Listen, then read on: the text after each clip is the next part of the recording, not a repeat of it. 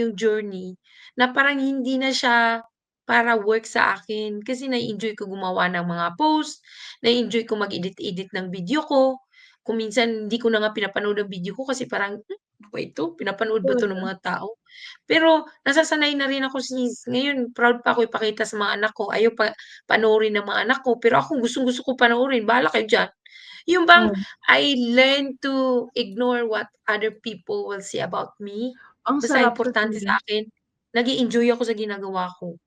Kahit sabihin natin hindi naman tayo kumikita everyday, hindi naman natin kinikita yung gusto natin na makita dito, pero yung yung satisfaction na nakukuha ko, yung excited akong umuwi from work kasi alam kong uupo ako at gagawa ako ng something about sa business, yung Hmm, like walang katumbas yun na pera sis.